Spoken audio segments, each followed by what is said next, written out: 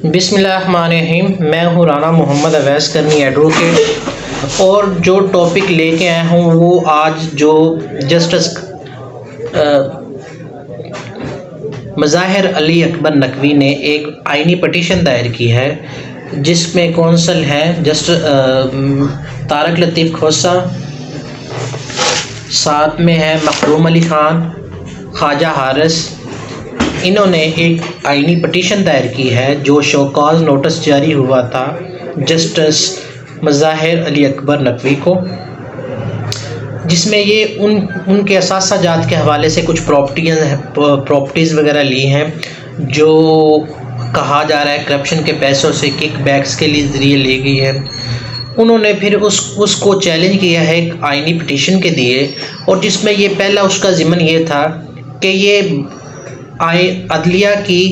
آئینی ڈھانچے کی خلاف ورزی ہے،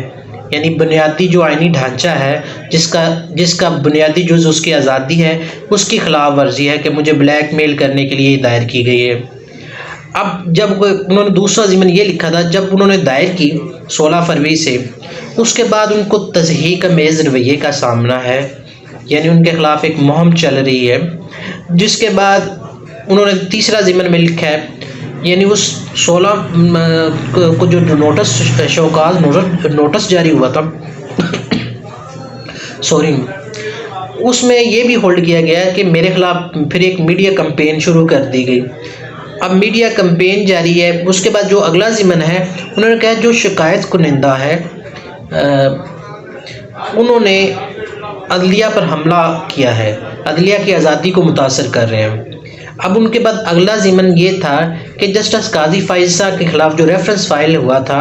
اس میں یہ اصول طے کیا گیا تھا کہ جج کو فیئر ٹرائل کا حق ملنا چاہیے۔ فیئر ٹرائل یعنی ان کو جو اس کا رائٹ آف اپیل ہے یا رائٹ آف ان کو اپنا ڈیفینس کرنے کا موقع پراپر دیا جانا چاہیے۔ اب آگے نمبر 6 پہ انہوں نے ایک اور نقطہ جو اٹھایا تھا، جو شوکاز نوٹس ہے وہ بنیادی انسانی حقوق کی خلاف ورزی ہے۔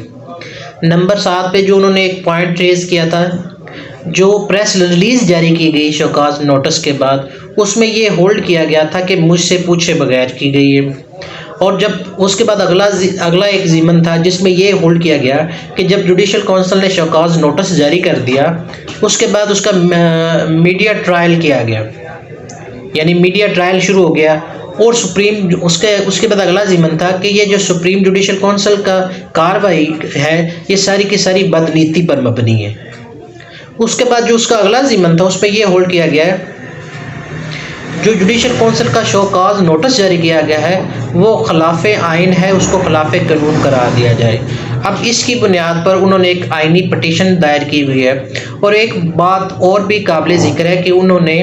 آج 20 کو سپریم جوڈیشل کونسل کی کاروائی بھی ہے، جس میں شکایت کنندہ تھے ان کو طلب کیا گیا ہے، ان کو بارِ ثبوت کے طور پر بلایا گیا کہ آپ کے پاس کیا ایویڈنس ہے اس جسٹس سید مظاہر علی اکبر نقوی کے خلاف، وہ آپ پیش کریں۔ تو آج اس کی کاروائی کو بھی ہم دیکھ رہے ہیں، اس کے بعد اگر مزید تفصیلات آتی ہیں تو ہم اس پہ بھی بات کریں گے۔ دیکھنے کا شکریہ، اللہ حافظ۔